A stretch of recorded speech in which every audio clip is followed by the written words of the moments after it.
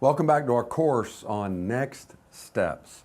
And it's not necessarily a linear journey. You can get things different order, and the goal is to get through the courses that we offer for your benefit. As we talked about that kind of that volunteer funnel. Part of the thing we're going to look for in that funnel is, are you being faithful to take the courses?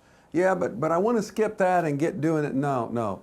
We want you to stay the journey, that you've completed these courses and that you understand our heart and the soul of this church, the vision of this church, and how we do what we do and why we do it.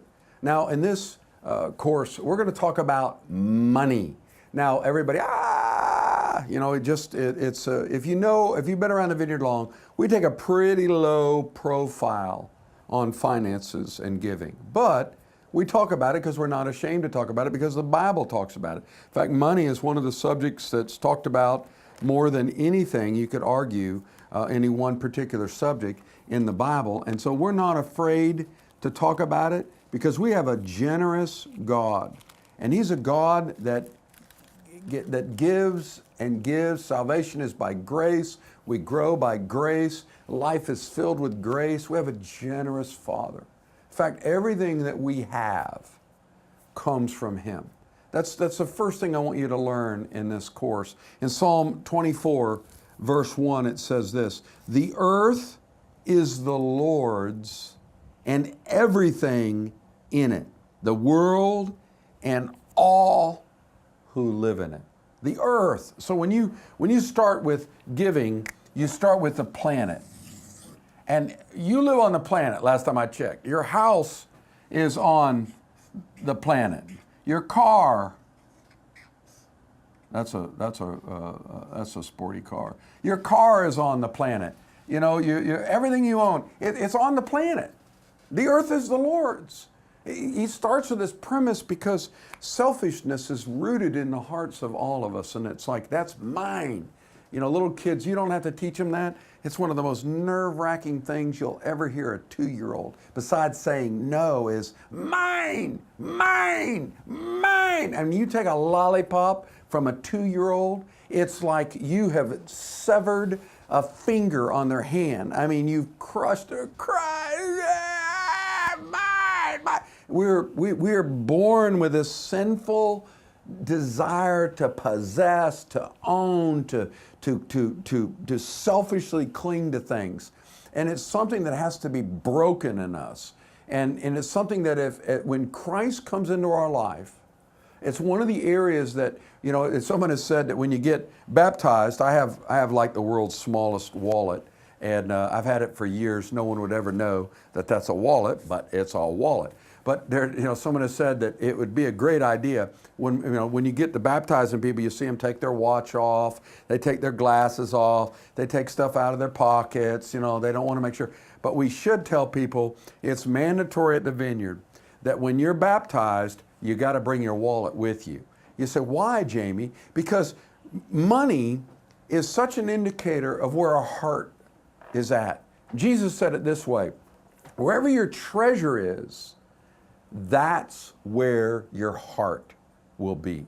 Wherever your treasure, whatever you value the most, your heart's going to be. And if your treasure is not in the church, then your heart is not going to be in the church. Your body might be here, your activity might be here, but if you love Jesus and you love this church, you're going to learn how to worship in giving. Now, in the Old Testament, it was seen in Genesis in the life of Abraham. He conquered these enemies' nations, and to show God that he had overcome by God's grace, he paid 10% of his money to this weird king named Melchizedek. He paid 10%. It's referred to in the Bible as a tithe. 10%. And so in the culture of the day, whenever an enemy king would overcome and conquer a nation, that nation would pay 10% tithe to the new king. And in paying that tithe, they're saying, we surrender to your lordship. You're king of our lives. We belong to your kingdom. A tithe is meant to reflect loyalty and submission to who is king in your life. Now, the Bible comes along and challenges all through the scriptures. People are challenged to honor God with their finances. In fact, if you'll look with me to the book of Proverbs, chapter 3, Proverbs, the book of wisdom, gives you wisdom in your finances. And this is basic wisdom. I don't care if you've got $1 million saved. If you haven't learned this basic principle, you're failing in financial wisdom. And this is the principle in Proverbs chapter 3. It doesn't matter how much money you've got. That doesn't make you prosperous. There's plenty of wealthy people that are very unhealthy and they're not prospering in their soul. Proverbs chapter 3, verse 9. Honor the Lord with your wealth. Well, how do you do that? Do you just say, God, thank you for all you've given me. Now I'll spend it however I want to. No. He tells you how. You take your first fruits of all your crops and you give them to God. What does that mean? Well, their first fruits, if they raised some kind of wheat, they would take, if you took 10 of these, they would take the first fruits of their crop of wheat and they'd give that to God. Not after they got all the crop and then they got to the 10th to the end of the crop and then give that to God. They'd give the first. Or if they raised sheep, and I don't even want to begin to try to draw a little fluffy here, and if we had 10 sheep, you don't give the 10th sheep to God, you give the first sheep and trust God that you're going to have 9 more after it. Tithing is an honoring of God with what He's blessed you with. It's not that you give God 10% and the other 90%, you just spend however you want. No, you've got to learn how to steward that with the 10% that you learn to give to God. You mean, Jamie, God actually expects me to give Him 10? Yeah, actually, He does. It's worship. It's not even 10% that's your money. When you learn about this principle, that's what He says, to honor the Lord with your wealth and bring your first fruits of your crops. It's not because you're just a great person. It's because this 10% belongs to God. Now, everything does, all the 100% of what we have. The earth is the Lord and the fullness thereof. But we acknowledge that He's our King. We acknowledge that we've been conquered by His love. We acknowledge that we've been blessed with everything that we have has come from God. So I honor God by giving Him 10% of our finances. Now look at the promise. He says, if you do that, your barns will be full to overflowing and your vats will brim over with new wine. Now, we're not an agricultural nation. And in Cape Coral or Lee County or wherever you're watching this, but the same principle applies. There's abundance. Where does the abundance come from? By being stingy, hoarding, and keeping all the money to ourselves and giving God a little tip every now and then? Or sacrificially worshiping God with 10% of our finances? It's from the promise that if you honor Him with your first, the best that you have, your first and your best, if you honor God, then He says you're going to have a storehouse full of blessings. Now let me show you this in a different scripture. Look in the last book of the Bible, Malachi, or if you're Italian, Malachi. So it's not how you say it. I'm not even sure if I say Malachi right, but I call it Malachi. Or Malachi. It's kind of like someone asked me, why is there a book in the Bible about jobs? I said, what? He said, no, it's Job, not job. But I know it could be pronounced, it's J-O-B, a book about jobs. Okay, Malachi chapter 3. Look at this. God challenges His people. This is some rich stuff here. And we'll start in verse 7. Ever since the time your forefathers, chapter 3, verse 7, have turned away from my decrees and not kept them, return and I'll return to you. So it's a promise. If you come back to me, I'll come back to you. When they think, well, how have we left you? They said, how do we need to return? And he says, will a man rob God? Yet you've robbed me. Can you imagine someone putting a gun in the back of Jesus saying, give me all you got? You know, taking stuff from Jesus. Well, there's sarcastic humor here. God said, will a man, a human being, a little nothing, are you going to be able to steal from God? As though, number one, God wouldn't know it, or number two, God couldn't protect it, his own stuff. But God is the kind of God that'll let you rob him. Now that's an amazing thing, because if you try to steal from me, I've got a baseball bat, and I'm going to stop you if I can. Unless it's some frivolous stuff, but I'm going to protect my family. I'm going to get you off my property. But God lets us live on planet Earth. He lets us steal from him. He doesn't crush us. He's merciful, doesn't make it right. And they say, how have we robbed you? He says in verse 8, you've robbed me in tithes and offerings. You're under a curse. There's not blessing on your life, the whole nation of you, because you're robbing me. Bring the whole tithe into the storehouse, which in the New Testament is the local church. It's the place that in the Old Testament, they had a temple.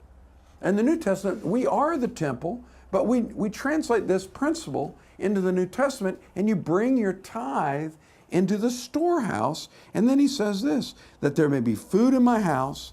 Test me. Only place in the Bible that God gives permission to put him to a test. It's not a foolish test. It's a faith test. God says, if you'll challenge me here, if you'll challenge my generosity, my ability to bless, if you'll take 10% and you will take that and honor me with it, watch what I'll do. He says, test me in this, says the Lord, and see if I will not throw open the floodgates of heaven, pour out so much blessing that you're not going to have room enough to store it. I will prevent pests from devouring your crops, and vines in the field will not cast its fruit. Thus saith the Lord, then all nations will call you blessed. Now listen, these are great promises. Now you got to translate them into the New Testament. That God says, if you honor me, now this isn't some way that you blackmail God. Well, I gave, and now God, you have to do this for me. No, he's still king. He's still God that we worship. He owns everything that we have. When you give God 10%, you're giving nothing that belongs to you. It belongs to God. You're giving him back what's his. I'll never forget having a single mom in our home, one of our daughters, and she'd just gotten a new job, and it was working at a bank as a teller, making minimum wage or maybe a buck or two over. And she said, Dad, I missed church on Sunday. Here's my tithe. And I'm like, oh my gosh, I'll give it. And then I looked at it, and it was a little bitty amount, which meant she made a little bitty amount. And I just thought, I'm not going to, she needs that money more than the church does. And I put that money in my pocket, and the Lord spoke to me in my heart, learning to hear the whispers of God. And he said, Jamie, do you love her more than I love her? And I said, no, Lord, you love her enough that you died on a cross. He said, then get out of the way. Don't rob her of a blessing. And I took that, and I was going to tear it up, but I took it, I put it in the offering the following Sunday. The very next week, she got a promotion, and that made her income go way up from what it was. Now, you don't tithe to try to manipulate God to get something you want. You tithe because he owns everything. He's your king. He expects you to give him 10%. Now, someone may say, well, Jamie, what about the New Testament doesn't really emphasize a lot about tithing. The principle is all through the New Testament, but it's the principle in the New Testament, if you read the book of Acts, is many times they gave 100% of everything they had. People that want to go all New Testament on me about giving. Well, that doesn't, the New Testament, let's go to the book of Acts. They sold all their possessions and gave it to the poor. Jesus told the rich man, sell everything you have, follow me. I have a dear friend that as we're filming this, just a few days later, we're going to do his memorial. And we go back, he's been my best friend for over 40 years since I've been a new pastor. He started in our church about a few months after I started pastoring. He was a self-made, wealthy man. And he retired in his early 30s and moved to Captiva. And he was one of the most generous people I've ever met in my life. And I can't tell you how much I'm going to miss him. But he had all this money he had acquired. And the Lord spoke to him and said, Bob, I want you to give all your money away. Now that's challenging if you have a little money, but if you got a lot of money, Bob started writing checks, giving away his money. I mean, big checks. Now, he did this before I met him, so we weren't on the other end of the big checks. So he's giving away his money, and I don't know, didn't matter how far he got down, but he was knocking it down, and the Lord knocked him down, literally. He fell in the Spirit in worship.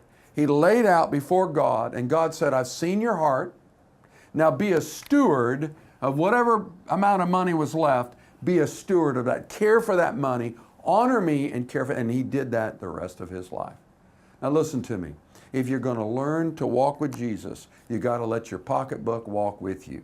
You got to let your checkbook walk with you. If you're going to follow Jesus, he doesn't just want your words of praise. He wants sacrifices and offerings given to him in the way of a tithe. Now, what is a tithe?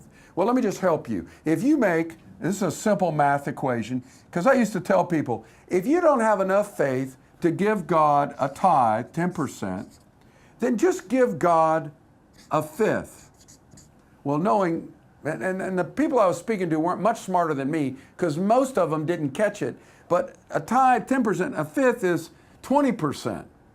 So I basically challenged them inaccurately. I meant it, well, I thought a tithe might be half of a tenth. It doesn't work that way. Math isn't my best suit. So let me help you. If you make $434 and some change a week, what is a tithe? A tithe isn't you deciding, give God one. A tithe is drop that last number and give God $43. If you make in a week $782, drop the last number and give God 78. The tithe is 10. That's how to determine 10%. It's just take the last number and drop it. If you make $2,483, well, that's going to be complicated to figure it out. No, it's not. Drop the last number, give God $248. This is what a tithe is. It's 10% of your pay that God gives you. Now, some people make money by way of sale, so you can't give every week, but you give when you make a sale. You give when God prospers you. As He gives, you give in return. Look in the New Testament in 1 Corinthians, and I know this is a challenging subject, and it's going to help you grow as much as Bible study. It's because it's applying the Bible. In 2 Corinthians chapter 9, verse 6, the whole chapter is about giving. But I want to read verse 6. Remember this, whoever sows sparingly will reap sparingly, and whoever sows generously will reap generously. Let me just keep reading. Verse 7, each man should give what he's decided in his heart to give, not reluctantly or under compulsion, not guilted into it, not forced into it, not sad storied into it, but do it from your heart of obedience. It says this, for God loves a cheerful giver. Let me just encourage you. Nothing makes God any happier than people that work their rear ends off, work hard, and then sacrificially write that 40. You might be a single mom, or you might be on disability, and you maybe you only make $240 a week. And how do you live on? And you drop that zero and you give God $24. It's not how big the tithe is, it's the fact that you're giving God the tithe. Jesus said it this way. He had a little lady, an old lady, she gave basically a penny, 1 cent. Do you draw a line through a cent if it's a cent? cent is a line? You don't know? You guys don't. I think you draw a line through it. 1 cent. She gave God a penny. Jesus stopped the procession of people that were giving. He said, let me stop everybody. This lady, this widow, she gave 1 penny. She's given more than all of you. And they all went, no way, I've been given. You know why? Because when she gave 1%, 1 cent, it wasn't 10%. She had no number to drop. That was 100% of what she had in life. She gave all that she had. That was her last penny. God said that was more than everybody else had given. So when you give, it's not how much, it's is it a tithe, and how is it in proportion to others matters not to God. If this person's given 43, this person's given 248, and somebody else is given 2,000. To God, it's all equal because it's 10%. Now, my wife and I started tithing many years ago, but you don't stay at a tithe. We try to stretch our faith and give a little extra, and then we give extra offerings. Like we'll sponsor a child and Convoy of Hope. We'll do a 1 day to feed the world. That's not our tithe. It's in addition to what we're giving as a tithe, we give offerings. Some people just give an offering, but you got to start with a tithe, and that's where you begin honoring God and it's worship. Now, whether you give it online, you give it automatic withdrawal, you write an old-fashioned check. My wife takes hers and it's an automatic withdrawal out of her check. For me, I write the old check, bring the old check and put it in the offering. Which one's better? Neither. It's just whatever works for you. Be faithful and watch it. You will never outgive God. He's more generous than you could ever imagine. You know, he's never in debt to us. I never say, God, I've given you this and you owe me. No, I've given you this because it belongs to you, and if you hadn't given me grace, I would have never been able to give it. Now, listen, start by faith. We do what we call at the church here, we like to call it, we didn't come up with it, somebody else smarter than us did, but we picked up on it. Because in that book of Malachi, that scripture we read, where God says, put me to the test, we do, just like we invited you to take a 30-day challenge for quiet time, 959, we do a 90-day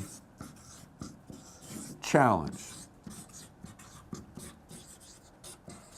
What does that mean? What we say to people that haven't learned the discipline of honoring God first, not you get to the end of the month and then whatever's left over, you give it to God, because that'll be leftovers. We don't give God leftovers. We give Him the first, the best, 10%, right off the top. Give it to God. Then you pay your bills. You take a 90-day challenge that says, for the next 90 days, whatever I make, earn, prosper, gifts, sales, I'm going to honor God with 10%. Now, you got to put your name on it. Okay, we got to know. Now, in our church, we're very sacred and privacy, and there's literally less than 2-3 people that would ever know, and we change counters out. It's private what people give here. We have accounting, but we account for every dime. You'll get a letter every year on whatever you've given, anything over $5. You'll get I'm not saying one time, just as a total more than 5, that we can track, and we give you a letter contribution for your taxes. But the 90-day challenge says, I'm going to give God 10% for the next 90 days. And we sign up on it. You sign on the dotted line, and we have a record of it. And what we tell people at the end of 90 days, if you're not convinced that you've honored God, worshiped God, and God has blessed you, and you feel like somehow it just wasn't right, and it wasn't what you wanted to do, and you don't feel God held up His deal, then you just tell us. We'll take whatever you've given for that 90 days, and we give it back to people. Now, in all the years we've done this, we've literally had hundreds and hundreds of people take the 90-day challenge. We've only ever had one that was a single mom, that she was in harm's way, and she asked to get her money back. And we gave it to her and then some. And I never knew who it was, and to this day I don't know. But I just felt sad for her. The sad part for me wasn't that we gave the money back, it was that she felt like God didn't hold up his end of the deal. I'm going to tell you something. There are trials and times, and you can tithe and end up losing your job. I mean, you can tithe and take care. It's not Christian magic. It's worship. It's honoring God. But I'm telling you, I've witnessed it in my own life. Learning to tithe, God makes things stretch longer, last longer, work out, blessings come. There's just it's spiritually, you can tell the difference in a spiritual life between someone that's learned to be a worshiper with the tithe and someone that hasn't learned that. And you can still be a nice person, a kind person, serving person, and we have people in our church, lots of people that haven't learned this yet. And that's okay, but it's not okay because it's not healthy for them.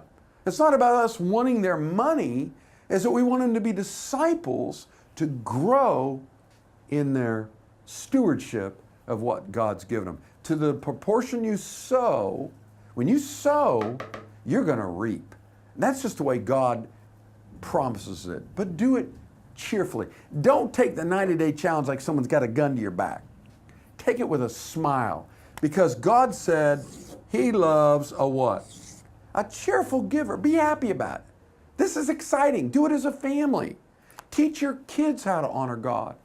We taught our daughters early on how to tithe and honor God. They'd seen their mom and dad do it their whole life. And our daughters have learned to honor God because they watched us and they witnessed us, and it's been a blessing and a prosperity in their own life. This is an adventure. I hope you take the challenge. Sign up on it. There's a link to sign up. You'll get some materials. We want to help you, encourage you.